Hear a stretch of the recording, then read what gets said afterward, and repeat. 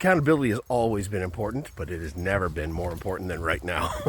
Good morning, everybody. Today, Ruby and myself are speaking about the importance, nay, the essential nature of accountability right now. So, in business, accountability has always been there. It's always been a thing that companies, managers, leaders focus in on their teams, on making you accountable for something.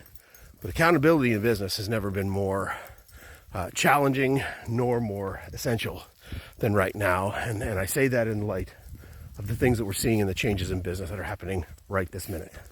And so some of that has to do with trade kerfuffles. Some of that has to do with artificial intelligence. Some of that has to do with the nature of business as we're moving through this phase of the century and all the disruption that comes along with it. But a lot of this is related to, are we holding ourselves accountable for the things that we're trying to do? We can't control a lot of stuff right now, a lot of stuff.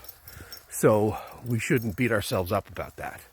But there is a lot of stuff we can control. Are we adopting AI into our business, yes or no? If the answer is no, should we? And if the answer is yes, then let's hold ourselves accountable to do that. Let's say that this is something that's important. We all recognize it's important.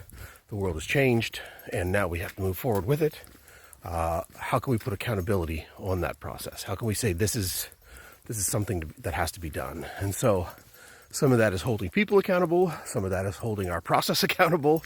But it really, means that we have to do things differently than we may have done things in the last 6, 8, 12, 24 months. And so how does that impact what you're doing as a leader, as a business, as an entrepreneur, holding yourself accountable? Every employee in every business I've ever worked in has been asked to hold themselves accountable for outcomes and results and all that kind of stuff. And that's just how it is. Except when people are not held accountable and suddenly we have chaos or a lack of results and then expect something to change based upon a lack of accountability. These are not things that we want to navigate as individual contributors nor as leaders.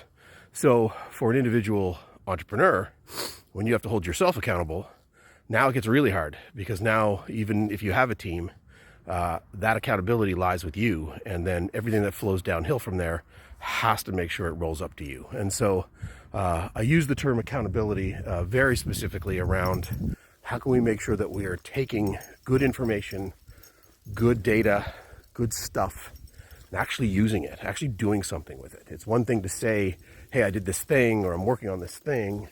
But when you see results and you see outcomes and you don't make changes and you don't do things differently and expect something good to happen, well, you're not holding yourself accountable, you're not holding the process accountable, and nor are you having any outcomes assigned to the accountability.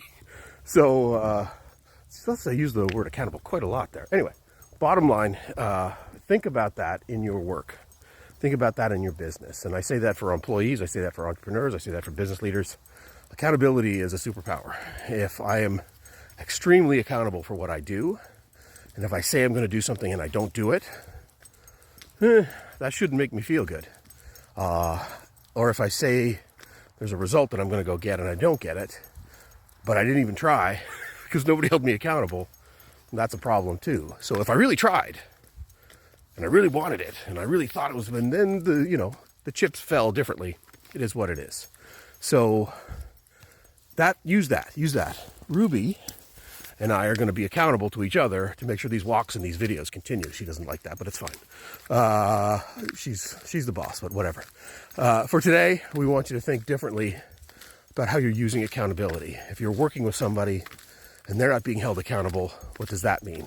If you're working with a partner or a vendor and they're not doing anything that keeps them accountable, what are you doing about that? These are things that you can really dig into as a leader. Anyway, enough for today.